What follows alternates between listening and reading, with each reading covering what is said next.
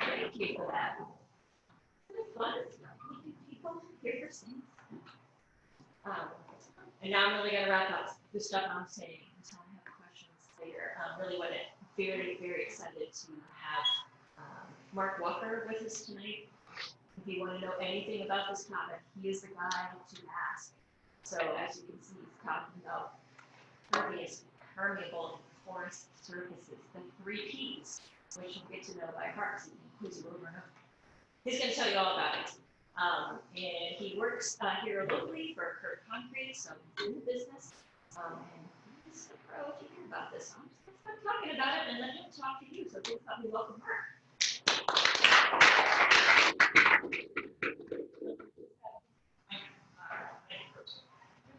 Welcome. Woo. As Krista mentioned, I'm with Kirk Concrete. I'm their Director of Business Development. And back when I first got my position, my background, by the way, is business, primarily manufacturing, and I'm from Elkhart County. And in 2008, we went upside down, and well, the whole county did, and that's no secret to any of you locals. I was looking, and Kirk Concrete picked me up to help them build and establish more business, and with that came a challenge from the owner of the company. He said, Mark, I'd like you to take a look at pavers that are designed to be used around stormwater management. That kind of intrigued me because I was used to pavers, but nothing against them. I'd see them, throughout backyard patios, some driveways, and of course they're used throughout Europe. But seeing them being used for stormwater management rather intrigued me. So I started looking for professionals who knew more about this than obviously me. And I found myself going to becoming associated with different floodplain and stormwater management associations. So what wound up happening was I'd sit there and I'd listen to them, very similar to like you're listening to me tonight. And these guys up on stage, many of them with far more initials after their name than me, kept talking about these 3 words. It just didn't make sense to me because, mind you, I was the new guy trying to make sense of all of this. But they kept talking about these 3 P words: pervious, permeable, and porous. And they use those same words interchangeably, sometimes in the same sentence. And it just confused me even more. And so finally, I cornered some of these guys and I asked them, what's the difference between pervious, permeable, and porous? I asked 5 guys and did 5 answers. So I went ahead and I said, the heck with it, I'm going to go ahead and do some research on this. Well, the research turned into something that really was fascinating, at least to me. And I apologize if I bore some of you to this. I know I talked with our friends and my lovely wife, and they asked me at time, Mark, what do you do? And I start sharing this with them. And all of a sudden I start seeing this glaze in their eyes. I start to see the words floating over their head. But anyway, I went ahead and I wrote this white paper, and I gave it to a friend of mine named Chip Farrell. Chip is works over at another college on the other side of town, and he looked at me and he said, Mark, he says, I think you should get this published. I says, get out of town. I just gave it to you just to tell me if it makes sense. I'm left field, remember, I'm the new guy. And I put it together so I could understand it more. He says, no, Mark, he says, I think you should publish it. So we did. I wound up going viral. I got picked up by 16 different magazines across the country. Before I knew it, I was being called Mr. P. So anyway, I'm going to share with you what was in that white paper. All right, we all have a drunk uncle, and in our family, and to share with you a little bit about mine. That's Amos, and he's really a cool guy when he's not drinking. But anyway, this is what we're going to talk about. We're going to identify our goals when we're considering stormwater runoff. We're talking about different underlying materials and how they work with the system. I'll define that system shortly. Why an engineered pipe out system is necessary. And this is what happens when you get too much water, it's got to go somewhere. Because, mind you, the first thing we talk about when it comes to stormwater management is trying to answer the question, where do you want the water to go? All right, we're going to talk about that. Defining different characteristics of the 3 Ps and how these different surfaces relate to stormwater management. We're going to talk about maintaining, because maintenance is very, very important. Anytime you design anything designed around green infrastructure, you got to take maintenance into consideration. Okay, because it's just not a one and done. It's not laying concrete and then forgetting about it until 30 years down the road when you're ready to break it up and put some more in it. Or asphalt. When you lay that in a year or two down the road when you're ready to break it up and put some more in it. All right, but we're also going to talk about MnDOT testing because some of this has actually been tested in some of the most rigorous temperatures in our nation, and that's the Minnesota Department of Transportation. All right, I talked to you about my experience working with the Chicago Green Alleyway Project. And different pictures of different projects that we've got around, operations and maintenance for all GSI products. And I'm going to wrap it up with questions, but just to get rolling, this is where we're at many, many years ago out in the natural environment, when every time it rained, I have a pointer, there we go, 40% of that rainwater would evaporate, 50% of it would infiltrate into the ground, and we have 10% runoff.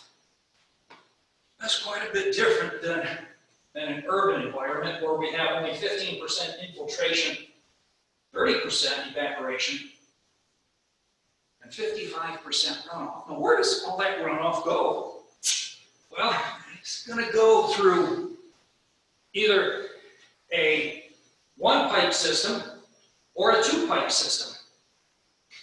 And I put this together because this picture's South Bend, Indiana. South Bend, Indiana, they have separate sanitary and stormwater sewer systems, and then they have combined sewer systems, CSOs, all right? Here in South Bend, 20% of it is separated storm, 34% is separated sanitary, and 46% is combined sewer outlets. I give this talk around a good portion of the Midwest. Ironically, a lot of the engineers that I talk to tell me, Mark, that's pretty much the same picture of what our city looks like. So South Bend isn't far off at all. I mean, we're working on putting more separated storm outlets out there to just direct the gray storm water. Of course, with all the storm water, it brings a lot of havoc. Carries trash, impacts our water, especially for fishing and drinking. And then we have accelerated erosion and habitat degradation, but it also increases the flooding and storm sewer overflows. And this time last year, I guess you all know what I'm talking about. There's been a lot of different ways to try to avoid this. We've got porous asphalt. We got aggregate. We got what we have in my town. I live in the little town of Bristol. We all know where Bristol is, okay? We have poor man's permeable pavement. You got any of that around here? And then we have pervious concrete. I want to talk to you a little bit about what goes on underneath these surfaces. Because you see, there's 3 different concepts. And engineers, we have engineers in the crowd. Engineers look at this, and remember I said the question we need to answer is, once that water falls, where do we want it to go? I'm going to share with you the 3 different options, okay? The first option is when we have a full exfiltration to soil subgrade, all right? What we're looking at right here is when the water hits the surface, this particular model is depicting permeable pavers, okay? We'll talk about permeable pavers shortly, but really all they are concrete pavers with a gap, with a space in between them, right around 3/8, no more than ½ inch. And what they pack in between these pavers is clean aggregate. ASTM number 8, number 9, or number 89. It's a 1/4 inch to 3/8 aggregate, nice clean stone. And the water infiltrates through that stone into the underlying areas. Or we could have a partial exfiltration. What do I mean by that? Well, when the water flows down in through those pavers, once again, it's going to go through these underlying aggregates, layers of aggregate, down into this pipe. All right? And now we're going to take the water from that pipe and we're going to divert it to another area. And that area could be a bioswale, it could be a rain garden, it could be a retention pond, you know, the ones that got the fence run where the mosquitoes breed, all right? Or we could have a system with no exfiltration, like this one right here, all right? Now, why would we do that? Why would we not want the water to flow all the way down into those substratal layers, down into the soils? Well, the reason why is because perhaps we have a high water table, all right? Or we could be working in a brownfield where the ground is contaminated. We don't want the water to flow down into that and thus take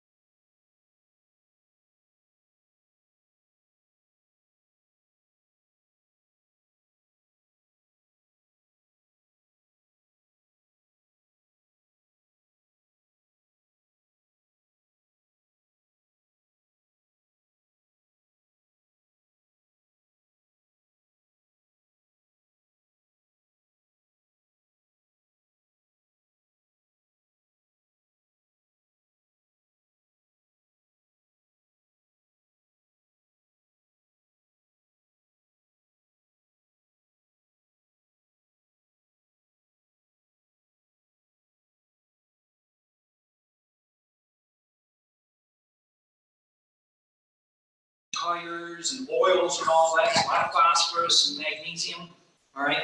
That first flush water goes into the system first. And the system, everything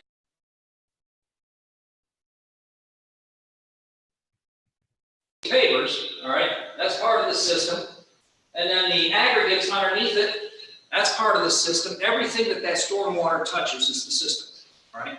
Just so happens everything underneath those pavers we call the reservoir. So all that water that flows through the reservoir, that first flush water, that first 1 inch, the heavy metals are going all the way down to the bottom. As that water flows down there and starts to lead through all the capillaries, it starts to come up, and as it comes up, that pipe halfway up serves as an overflow. All right, so we've got all the first flush toxins down in the bottom. The overflow is now diverted to a different location.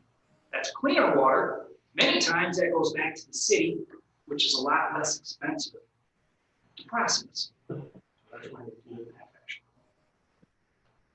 Now, the different aggregates that we use are an ASTM number 2. We use that down in the bottom. Number 57, we use that in the center, which you'll see right up in the top there, the smaller stone. And then number 8, that's a bedding material all the way up at the top, and that's what we set those pavers on top of. There's a science to that as well. We're looking at approximately 40% void content in most of that stone. So we're gonna trap a lot of that water inside that stone in the voids. Okay, where it will sit there until it finally percolates into the soil below. Pavers. First paver I want to talk to you about are called porous pavers. Remember the 3 P's? First one's porous. Porous pavers came out in the 40s. They came out in a number of different fashions. I mean, here's one right here. we carry these over at Kurt Concrete, and these are concrete pavers. Imagine that. And they measure 2 foot by 2 foot, 120 pounds. All right, and you lay them down on that bedding layer that I was just that slide earlier. Okay, you lay the pavers down on the bedding layer. All right, you fill these cavities in with soil, fertilizer, and grass seed.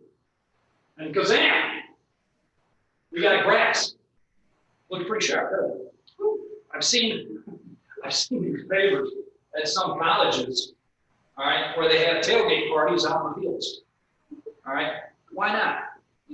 If they lose their and spin their tires, all right, they're not going to tear up the lawn. All right, I've seen these pavers on the sides of lakes at boat launches. All right, they can truck can go ahead and pull out of there after dropping off the boat without spinning. How about here's a porous paver manufactured by a company called Invisible Structures. All right, and they call it grass paver. This is an awesome. See, I like to refer to a porous paver as a paver that is used as a media receptacle. All right. In other words, you can pack anything in these pavers. That grass paver, for example, they also make another one called gravel paver or gravel pave. Excuse me. And what they do is it comes in 6 foot wide rolls. They roll it out up on a hillside, spike it down. They fill it in with that media, and it works awesome for erosion control. This is a paver good for erosion control. Here's an example of one being used in agriculture. Why not? Throw it in a barn. All right. Fill it in with wood shavings, in this case sawdust. Another paver I want to introduce is permeable pavers. How many of you are familiar with permeable pavers? I was talking about them a little bit earlier. These are concrete pavers or fire and flame bricks. They're built with lugs on the side of them, and these lugs, when they come together, they form a space in between the paver. And what we do with that space is we'll fill that in with another small stone, number 8 or number 9, clean crushed aggregate. All right.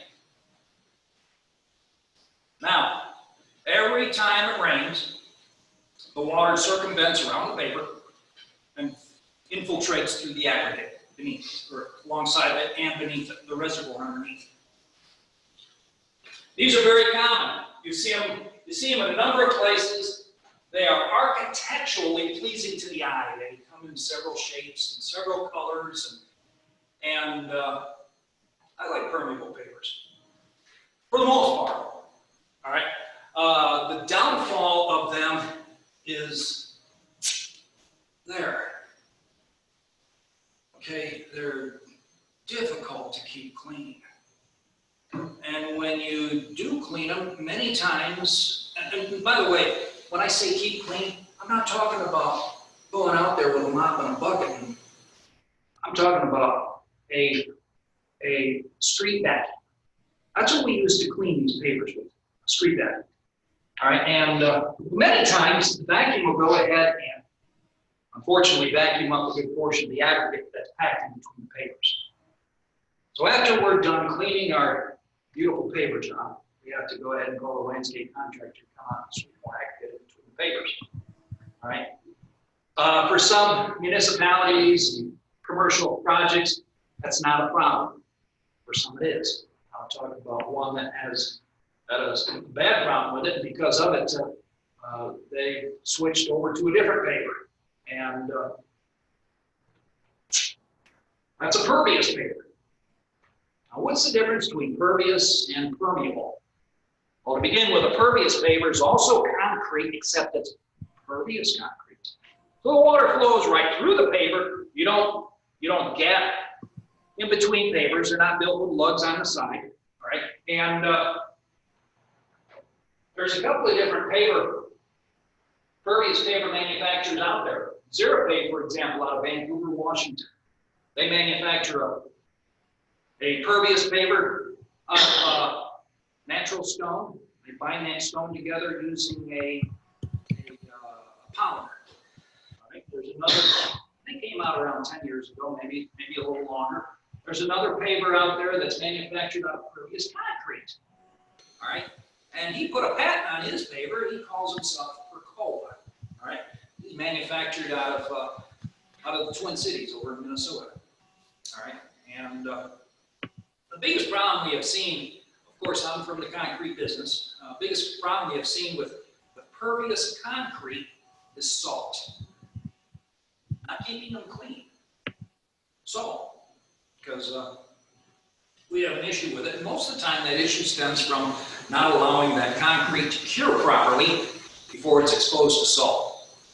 So lo and behold, before long we find that our pervious concrete paver is now deteriorating. All right, that's not good. I mean, we just spent all that money on the project, and before we know it, we have to get a jackhammer bobcat and dig it out of there. Well, there goes a lot of money. All right, this guy came up with a pervious concrete paver. All right, if there's an issue with a paver, you're not going to go ahead and dig up your whole project. You're going to replace the paver. Okay, a paver, two pavers, but you're not digging up the whole project.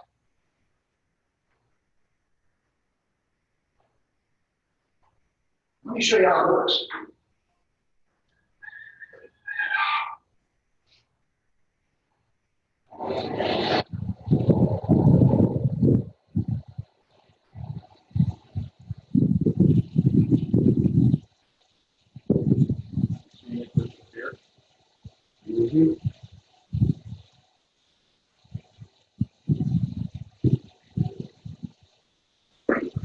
Paver 4 foot by 4 foot by 6 inches thick.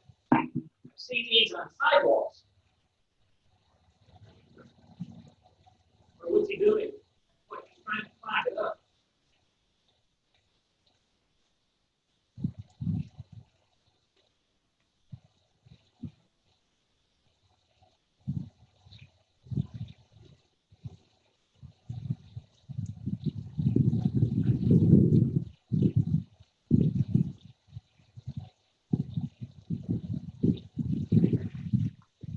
Remember, I shared with you what we clean these pavers with.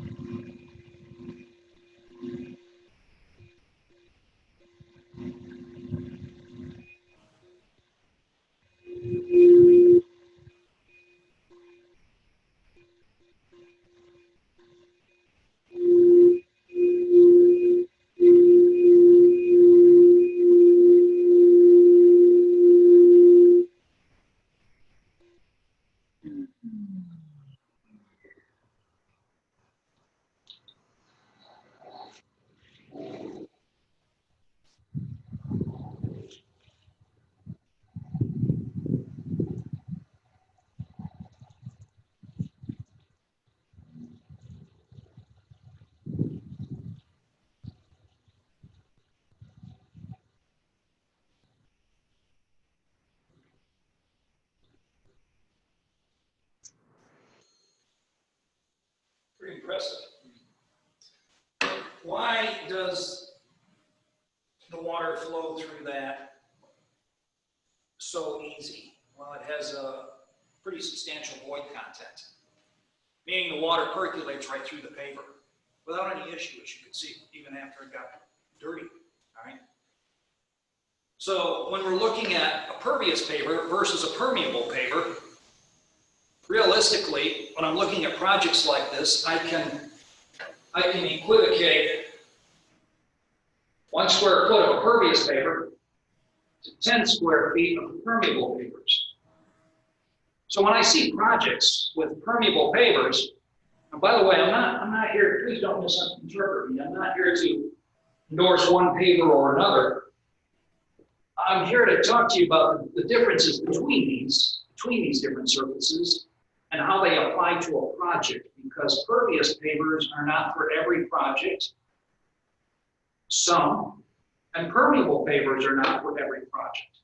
Some, okay? So to decipher which paver is better for one project than the other, and then porous pavers, let's not forget those little guys, all right?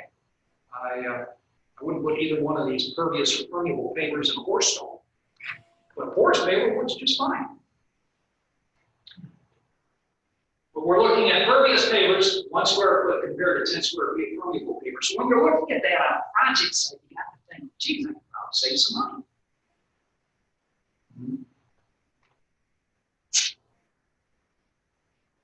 Minnesota Department of Transportation, Minroad. This guy that I mentioned to you earlier that's got this patent on his pavers, he didn't bring him to market for 7 years because he had it wrapped up with MnDOT. That's where he's from. He just drove a little ways up north, gave some of his pavers to these guys.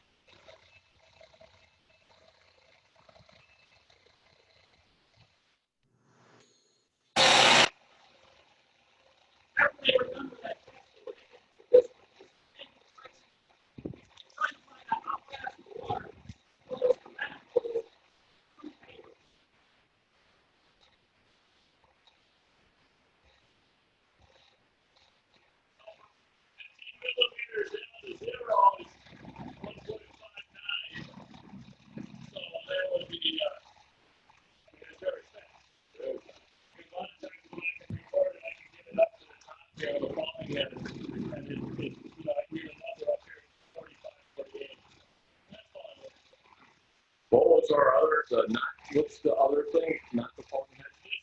The constant head is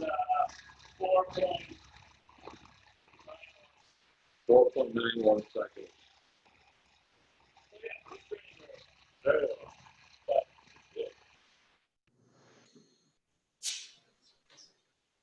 I'm going to talk, hopefully, when Krista and I have a chance to sit, a little bit about the Chicago Green Alleyway project. Okay, I've worked with Chicago now for 5 years on a project that started over 35 years ago. And Chicago was to begin with, is the oldest project of its kind in the world. We're looking at a network of over 1,600 miles of alleyways in downtown Chicago. It's phenomenal. And the problem they had, all their alleys are asphalt. And the stormwater would fall in people's backyards and on rooftops off the garages, flow into the alleys, and the alleys would flow into the roads, and before you knew it, everything was going back to the city processing.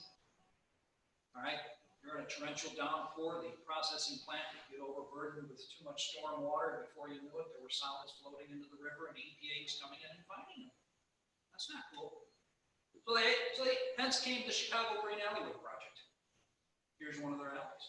All right, and this particular one right here, I worked with them on, and this model is depicting pervious pavers. Some of their alleys are permeable pavers. But this one is 3 feet wide, 1,100 feet long. This was quite a long alley.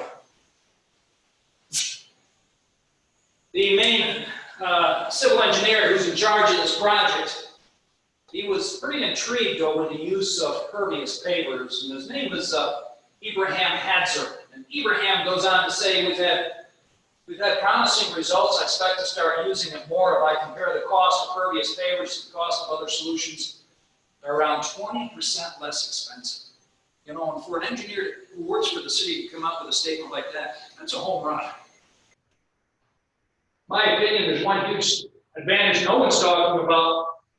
Pervious pavers are the highest level environmentally friendly material. You need to modify or repave valve. Take the pavers out and reuse them. Other materials have to be recycled, excavated, taken away, be crushed, and reprocessed. All right, and they use pervious pavers today. Pervious pavers also have a keyway design. All right, what's the significance of that? You engineers out there.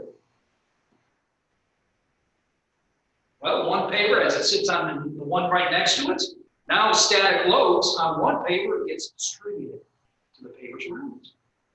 That's cool too. They come in different sizes and colors, just like the permeable pavers do. They're ADA compliant. What are the possibilities? Well, there's a whole parking lot. How about the side of a restaurant? People go out there to dine, they get all done, clean the tables, get out your garden hose, wash it off. Couple more parking lots over off to the side there. How about crosswalks? Why not? A lot of times when we see water on the road, is it not at intersections? Oh, our corporate office is on Lincoln Way West over by the airport. And this is a First Source branch. We're all familiar with First Source Bank. And one of their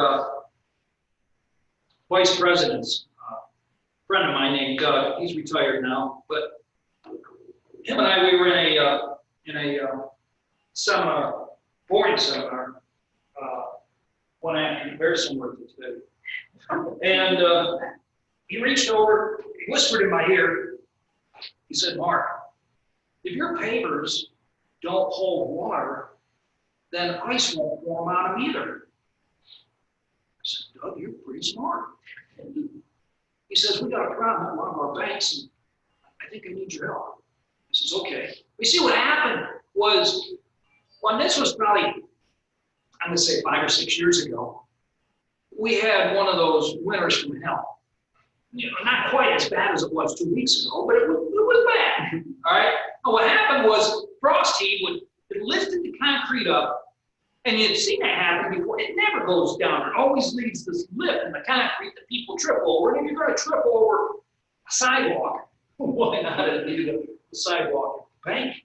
They got all the money, right? So anyway, they went ahead and they ground that surface down, that leading edge right there. They put this ugly paste over the top, and it was an eyesore. Doug didn't like it. He says, "Can you help us get rid of that and put in something new?" I think we can. We draw out all the concrete and put in pervious pavers. You liked it so much, put it in another one. This is a brand new branch. And another one.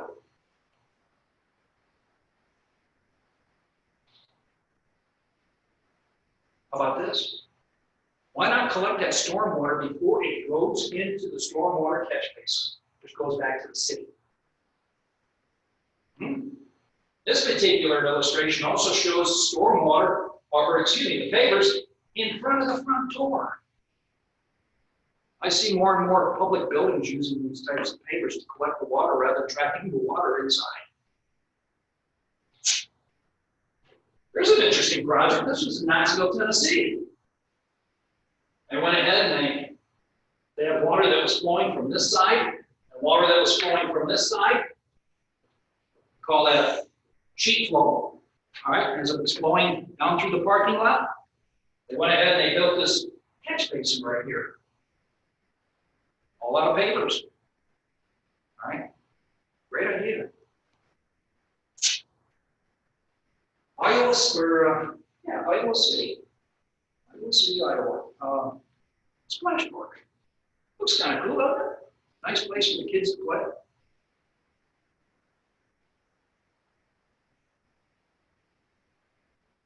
I love this picture. I mean, you look what you got.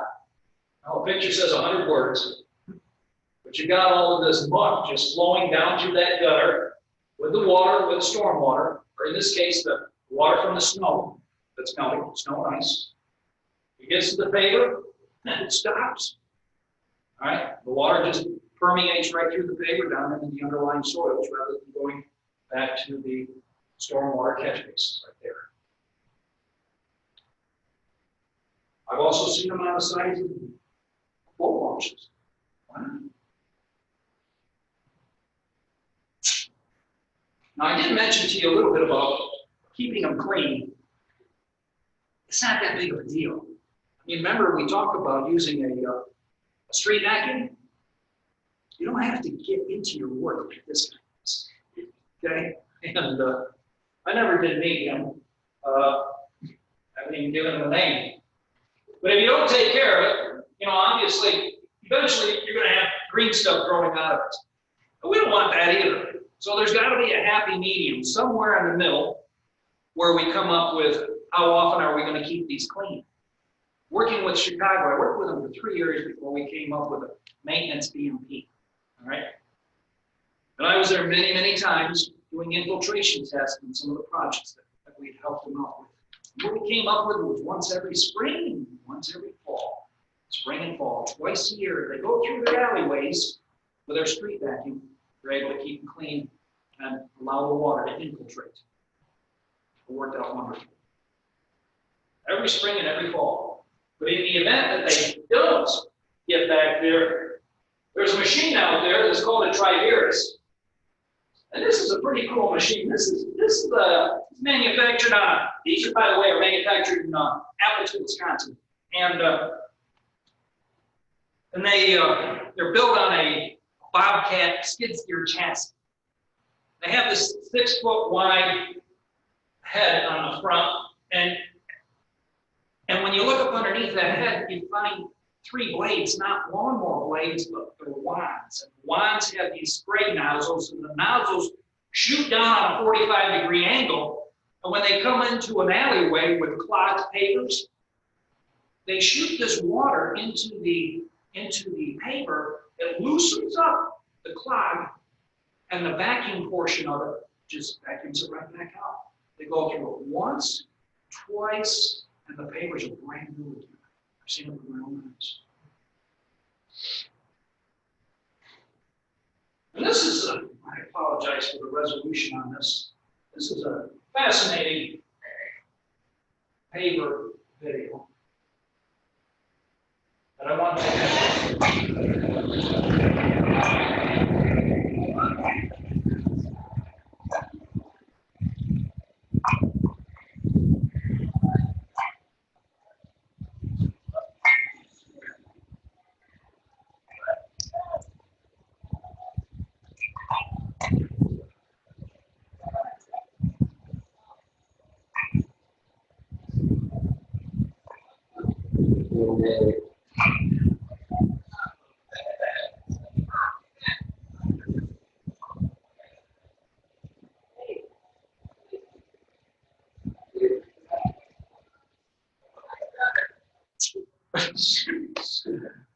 Did you know that guy? Yeah. Oh, you're a drunk. Well, I want to open this moment up for questions. And or you want to ask questions first?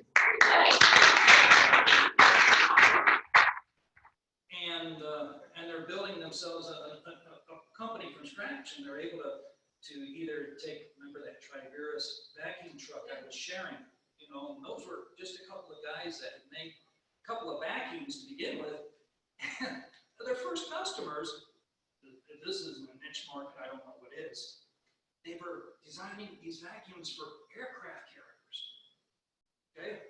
So the military was buying their vacuum trucks so they could clean aircraft carriers. All right.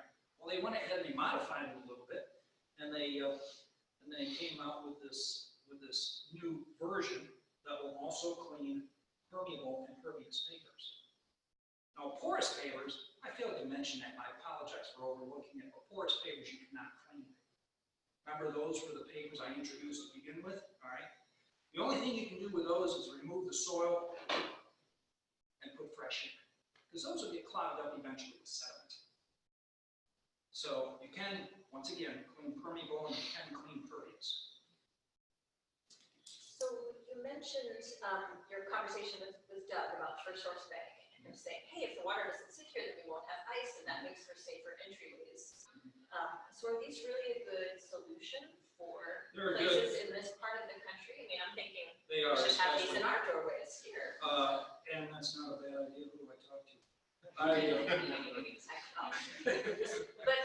we don't.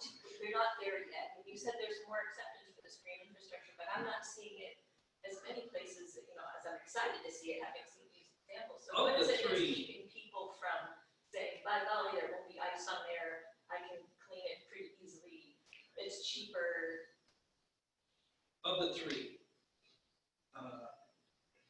the pervious pavers are the most expensive. Okay, that was getting to my next Yes, question. So the permeable pavers are less expensive. However, as the city of Chicago discovered, the permeable pavers were around when they were looking for the answer to their alleyway projects. it's like the first Yes, it's tier thing. the first generation, and the pervious pavers had not been invented yet. Right? However, the typical 16-foot wide alley required 16 feet wide of pavers, and 16 feet wide of base, and 16 feet wide of subbase, and 16 feet wide of labor. All right, and still it was within their budget, but what wasn't was the maintenance. Because once again, every time they clean these pavers with street vacuum, they had to call another landscape contractor out there to sweep more aggregate in those pavers. All right, so the cost of the pavers were inviting. The maintenance was not. So they went from there, if I may, to pervious concrete, and they loved their pervious concrete. They would go ahead and through calculation, they could calculate the pervious concrete pouring in place, like Kirk Concrete's mixing trucks would go to the site, pour pervious concrete down a 4-foot wide strip down the center of the alley, and then what they do with the rest of that 16 feet is swill the asphalt towards the pervious concrete. Awesome idea, right? And they loved it once again. The issue they had was, some of these alleys had gas mains in them and fiber optics, and so we have an issue. What are we going to do with that pervious concrete? And they get on the phone, they have to call the jackhammer and the Bobcat to come on out and break up all that pervious concrete. And I sat down and talked to them about pervious concrete pavers. Well, that's a different concept. Now they have an issue in the alley. They take a pry bar to pry out the pavers, put them off to the side, wash them off, and reuse them. Is that what First Source is using pavers? They didn't Yes. pour it in. Correct. So now when you're talking to potential customers and, you know, selling this idea, we're all like sold on this. We're like, that makes so much sense. But how do you, I mean, it's a little bit of a longer term cost conversation, I would imagine. To say, well, it's going to cost more to put the pavers in, but here's how you're going to save in the next. I mean, how do you scale that out? Oh, I talked to them about life cycle, you know, and build it out so that, and including maintenance costs, because we narrowed it down. I mentioned earlier with working with Chicago on a maintenance BMP, and we had it narrowed down to cost, because they want to know how much for these pavers out there in their alleyway, how much is it going to cost for us to maintain these on a year-to-year basis, right? We came up with 25 cents a square foot per year. Okay, so they're able to capture those hard costs, put that into their budget on a year-to-year basis, and they know in advance how much it's going to run. So what do you think is preventing widespread use of these at this point? Is it just too weird or too new or different still, or are people just not ready to replace things yet? What do you think is preventing this really catching on like wildfire? Like, I hate to say it, but there's only one. That is sad.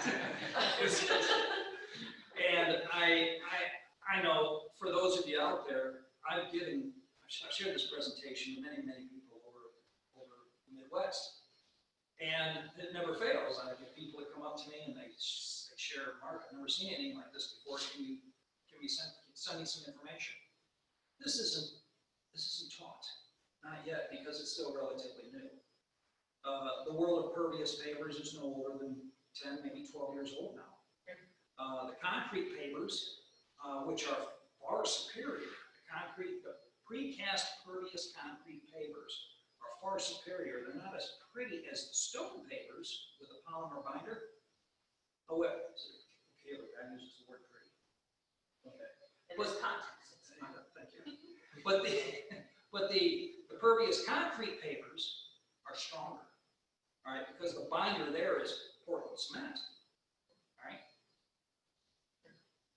Okay, so one final question, and I'll let you guys at it.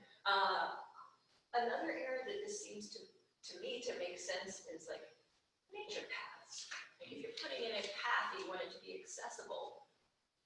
Does this work on what might be roots and a slope, or is this used in natural areas? I've seen pervious pavers being used to lead up to a path. But not on the path. Most paths I've seen have been, they've utilized mulch. Yeah. Now you could use pervious pavers, but obviously they're going to cost considerably more than mulch. Thinking of accessibility issues, I thought that was interesting.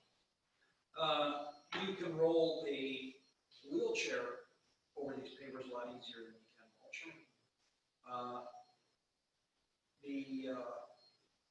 You won't have any issues in the wintertime with, this is one of the questions you asked earlier, so perhaps I should fully answer it, and that is, apologize, when it comes to the salt, or excuse me, the ice and that, why aren't they in front of more buildings? And that's a great question. I ask myself that question every day. The warm gases come up from the earth naturally, and it has a tendency of melting what's on these pavers. I find snow and ice accumulating on the pavers, but always it's the last area that accumulates it, and it's always the first area that melts it. I find some municipalities plowing their snow on top of these pavers. Why not? All right, when it melts, the water's got to go somewhere, and so they work very, very well. I've seen a few examples of these pavers with heated, or some extra fancy. Yes, that's an engineer that had a little bit of time on his hands and decided to put something like this together. I applaud him for that. I love creativity. Fascinating. Okay, y'all are fascinated. You have questions, so I'll let you. All right, thank you, gentlemen in the back. Hi, thank you, Mark, for your presentation. I'm Brad. I live not too far from where Crystal is, not too far from here, where sometimes we have water backing up in our system when we get these heavy thousand-year rainfalls and things like that. And you know, they're going to dig up my front yard and put a valve, right? So a reverse flow valve, so that I'm going to get less backup. It seems to me that if all of our sidewalks were with these pavers, there would be less water competing running into the system that it has to compete with. How about sidewalks? Is this a good idea for sidewalks? You mentioned a lot less shoveling, I'm already sold. And I figure I've got 400 square feet of sidewalk, which means $100 a year by your 25 cents per square foot thing. Okay, that's within a range I have to think about. Tell me about, would this be a good idea for city sidewalks? I've got two answers there. Number one, it's an awesome idea for a sidewalk. All right. However, with that in mind, let's not overlook. Remember, one of the first things I talked about was was answering the number one question when you talk about stormwater management, and that is where do we want the water to go? Now, let's say we do have another 100-year or 500-year storm, and now our ground is totally saturated. And we place a pervious paver on top of that, or a permeable paver on top of that, expecting the stormwater to flow through these pavers or around them, as in the case of permeable, all right? Where's the water gonna go? Well, that's where we need to use one of the sciences that I had talked about earlier, the partial exfiltration system, where we're diverting the water to a different location, okay? In that case, you know, that we should look at that very similar to an area with a high water table. Because is that not what when our ground is fully saturated, is that not what we're looking at? So the water needs to go somewhere else, number one. Number two, the other answer to that is you mentioned the clean, 25 cents a square foot. Well, keep in mind that some of these alleyways that I visited look like they have been in a war zone for the last 20 years. All right, you could lose a small automobile in some of these ruts. All right, very dirty.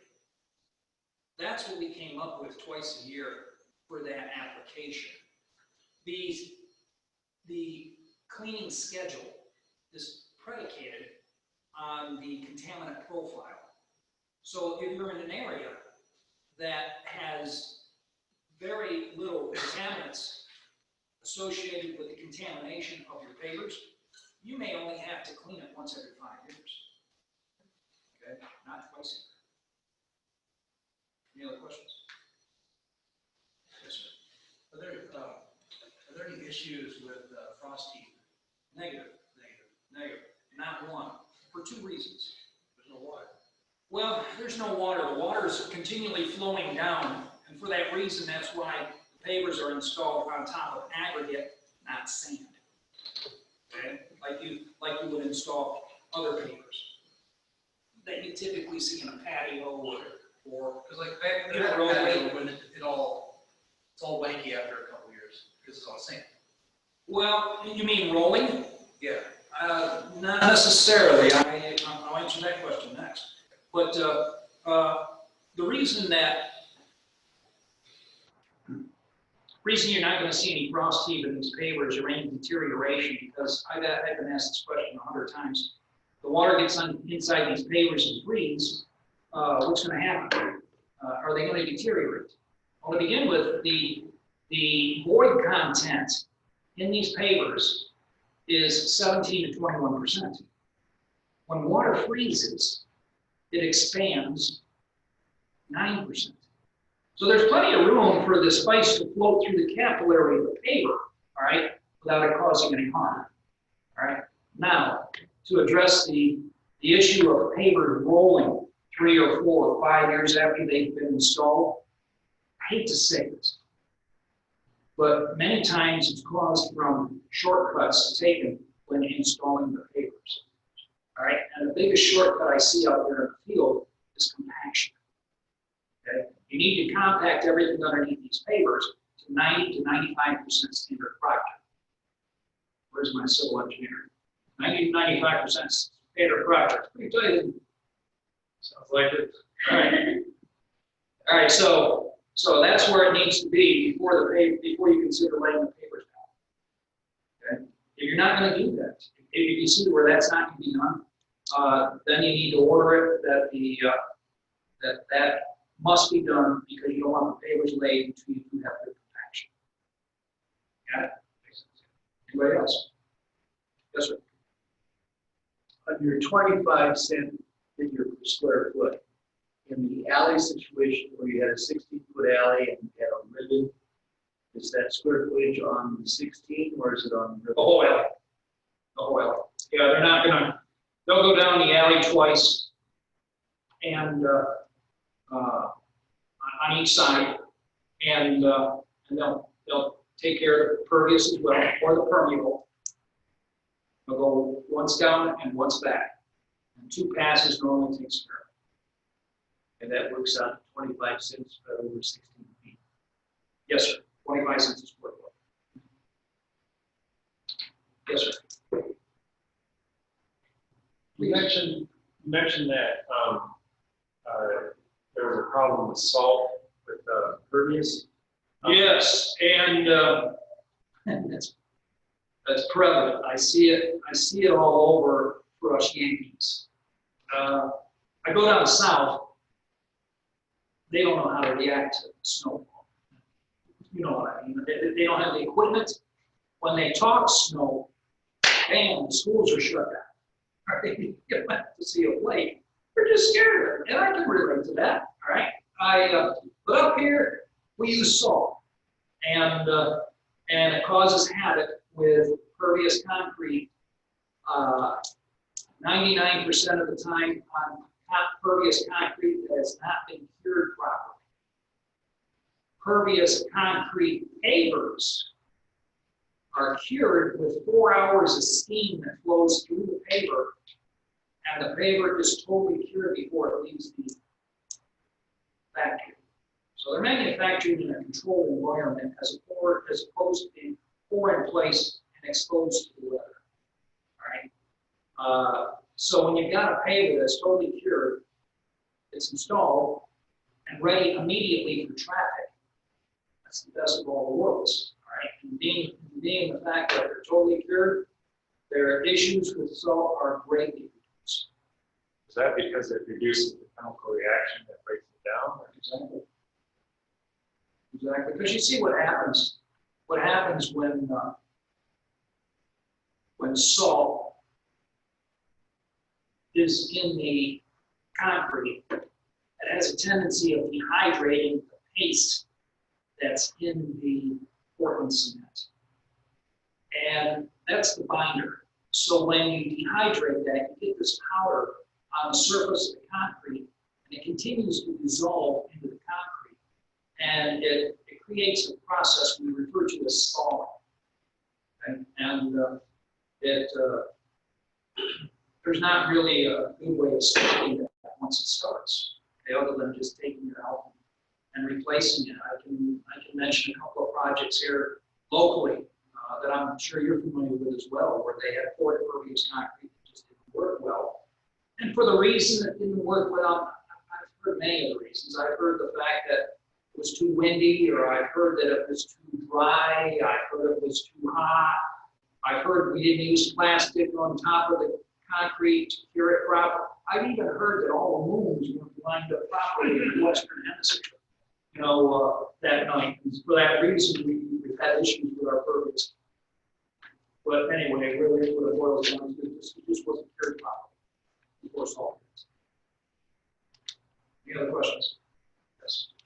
Kind of a life cycle question. So I used to work with the city of Cincinnati as a civil engineer, and they went and installed some pervious pavers times places. Pervious pavers or permeable pavers? Permeable. Thank you. Yeah, you're clarifying. So the interesting thing was they had a whole maintenance budget put together to maintain this over X number of years, but at one point the funding got cut for that maintenance program. So from kind of like how long is it? Like if you leave these unmaintained, how long will they go before they're damaged permanently? It's a really good question. Only from a civil engineer. That is contingent to the contaminant profile. Right? Now, of course, if you leave it go, for long you're going to see little greeny things growing out of it. All right, and it's going to look like those porous papers I was sharing with you earlier. All right, in which case, many times when I've seen guys that specialize in maintenance of these, they do is they'll go through there with a pressure washer, 3,500 pounds. They'll blow all that out in between the cracks of those pavers. All right, sweep it away and sweep in new aggregates, new clean aggregate. So you may get 5 years out of it. You may get 10 years out of it. But it's a question that can only be answered by first analyzing what's around those pavers. Do we have other roads leading into it that are dirt, soil? Okay, like for example, C&D soils, which is so prevalent with the Cincinnati area, clay. that'll really clog up the pavers. All right, you get those fine clay soils. So yes, it's very important. Or mulch. Mulch piles around there. All right. I saw in Indianapolis, I saw a brand new permeable paver project on a beautiful residential housing community. And they had a school there, they had a shopping plaza there within the housing community. And I saw this landscape contractor come there with a dump truck and he dumped a pile of mulch on the permeable pavers so that he could go ahead and wheelbarrow the mulch in different areas, different garden areas around these people's properties. And I couldn't help but pick up the phone and call the guy that asked me to come there to analyze his area there on the property and tell him why his permeable pavers were failing. Right there in front of me.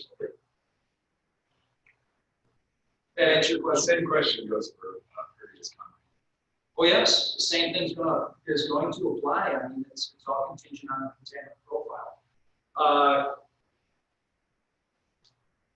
They're both going to require the same amount of maintenance. All right. It's just that with the permeable pavers, once again, many times I see them having to sweep new gravel back in there after the back truck leaves. Okay. Now, please, as I shared earlier, don't misinterpret me. I don't want to downplay permeable pavers because they're a great product. It's just that they were the first ones out. So we didn't have anything to pick and choose from when it came to going to a paver that offered stormwater management properties. Okay, so permeable pavers during their time was our go-to. It just so happens that through this evolving process of green infrastructure and down the road, I can predict there'll probably be something that beats pervious pavers coming out. Is just, through my experience, pervious pavers right now are the next best thing. They're new, they're proven, and they work. And there's less maintenance involved. So it's kind of the best of many worlds. But then again, maybe forest pavers are most applicable to the project. You got to decide that for yourself. For those of you that are involved in the design community, pick and choose. And if you're in question, phone numbers are important. So, Mark, I did get a question from Celine. Hi, Celine. She's watching from home. And then we'll take one more from anybody who comes, I see again here. So we've got Celine's question. So she says, I remember reading from somewhere that if you put consistent pressure on pervious concrete, like the weight from heavy vehicles, the pores will kind of break down. Is that true? Over time, I think is what you. No, Celine, that's Celine up there. She is somewhere virtual that we can see her. Celine, that's one I've never heard of. I applaud you. Yes, she is. No, I have not. I periodically hear about. Well, to begin with, when it comes to pervious concrete, ASTM does not have a test for testing the strength of it. And they don't even know if there was a test, how they would test it. They had not figured out the method on how it would be tested. Because it cannot be tested the same as impervious concrete. All right? So how do we take pervious concrete and make it stronger? Or thicker. Okay, so pervious concrete pavers are manufactured in 4 inches thick and 6 inches thick. 4 inches thick is for pedestrian, light vehicular. 6 inches thick will take care of semis. All right. But really, when it comes right down to it, what's the heaviest we're going to put on that static load we're going to put on that surface at one point in time? Well, and over time, I think is what she's getting at. Maybe drive a semi over it for how long? Well, deterioration. We don't know yet. Yes, deterioration of any concrete surface begins just down the road from our corporate office. We have this lovely road. fuel came from Paradise, called Bendix. And it jars my teeth when I drive down it. And those of us who are local to the area, you know what I'm talking about. That's concrete. It's concrete that, by the way, has been scheduled to be replaced. All right, thank goodness. And but let's look at the life cycle of this at 30 years. Okay, and I hope they resurface it or they resurface it with asphalt using concrete as a base. Concrete makes an awesome base when you put a couple inches of asphalt on top of it. So, but when it comes to pervious concrete, I don't know of anything that would deteriorate shy of salt. So if Celine has witnessed or experienced an area that is deteriorating due to high traffic load, or sitting there for any length of time, it could be because the base underneath that pervious concrete is failing. All right, and so what you're witnessing is a divot. It's starting to break away. Very similar to the pavers that we were talking about earlier. When we skim on the compaction underneath it. So our last question, but I know Mark's not running out the door from here, so if you didn't get a chance to ask him the question, he's staying all night for a while. So you can come and chat with him face to face. I'll keep the chat open for people at home if you want to. Oh, I didn't get a chance to ask something, but last question before we. Are you a graduate? Yeah, with the undergrad. Yep. So, anyways, kind of two questions. This will be easier then. Just double checking with the increased flowing for water going through these type of surfaces. How do you plan for mitigating or is it concerned for sinkholes forming underneath? Is that a problem at all? Sinkholes forming where? Underneath this concrete, as with the increased flow that might be able to flow take sediment away. Well, you're not really concentrating all of your volume of water in one spot. So you're not going to witness what we see typically in Florida when we bury some tree stumps and they finally deteriorate. We got a sinkhole and some poor guy's house falls. So it's not a big problem. No, you're asking me a question that, to the best of my knowledge, I've never heard of a sinkhole underneath in this application. Okay. Now let's take that a step further. Many times, oh, let me share it with you this way. I can answer that best this way. When they redo an alleyway in downtown Chicago, let me tell you how they do it. They'll go ahead and they'll call in the road crew, and they grind out the top 2.5 to 3 inches of asphalt out of their alleyway. And then they'll come through and they will re-pour fresh asphalt. And they'll swale that asphalt, that 16-foot wide alley, to 1.5 to 2% towards the center. Okay? When they're done with that, then they call in the landscape crew and they chalk some lines out of that fresh asphalt. They'll get out their saws and they'll dig through all the way to the sand and dig all that out. And then they'll bring in their mini excavator and with a narrow bucket, and they'll dig down 4 feet into the sand. I say sand because Chicago is blessed with having a nice, fine, percolating A&D soils. Most of their alleyways are not plumbed, meaning pipes underneath, okay, to divert the water into areas. So they've got a 3-foot wide strip that they dig out, dig down 4 feet deep, line that trench with fabric. All right, a geotextile fabric, and then they'll start with a ASTM number 2, 1.5 to 3 inch aggregate, clean crushed limestone. I like using limestone, and it's less expensive because this area of the world is rich in limestone deposits. Okay. So they'll start out with roughly 80% of that trench with an ASTM number 2, all right, which has a void content of 40%. Pretty strong.